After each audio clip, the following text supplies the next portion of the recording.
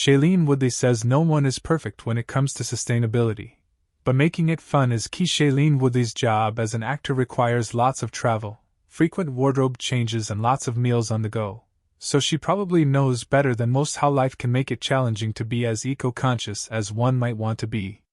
But the star and environmental advocate wants to share the message that it's all about the small steps someone can take in the face of larger forces that make it difficult to be perfect when it comes to living sustainably. I think taking the pressure off has to start with yourself, she told people after speaking at Uber's Go Get Zero conference in London October 8th, which highlighted the company's sustainability efforts across its rideshare service and Uber Eats. It has to give yourself the grace and compassion to go, I am a human being. I'm not perfect, and the systems that surround me do not support the choices that I want to make. And so until those systems can support that, I will do what I can when I can and have the grace to trust that eventually those systems will start changing. During her talk with Jill Hazelbaker, Uber's Chief Marketing Officer and Senior Vice President, Communications and Public Policy, Woodley pointed out that even the most environmentally aware person can have to make choices that aren't always ideal. The message that I always try to get across is not about being perfect, it's about doing what you can when you can, she said. It's constantly just asking myself these questions. All right, you know what? Right now, I do need water, and this is my only option. I'm going to drink out of this plastic water bottle. But next time, maybe I'm not, because I'll have my stainless steel water bottle. All we can ask is being aware and doing what we can.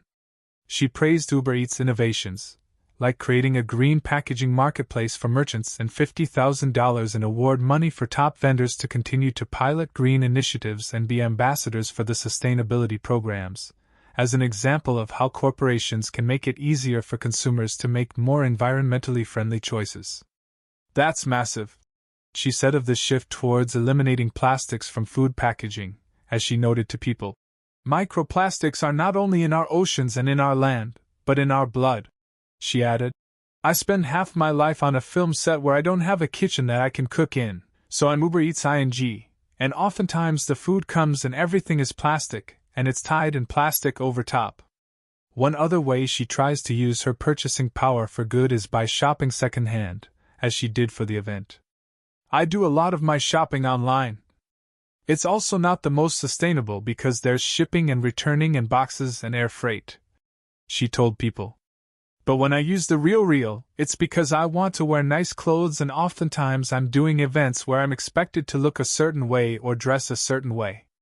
What I really love about it is they makes it very easy to track how many trees have been saved or how much of the ocean has been saved by not participating in any new purchases. Gamifying sustainability, she says, could be key to getting more people to see how fun green living can be. It makes it fun. We are reward-based as a species.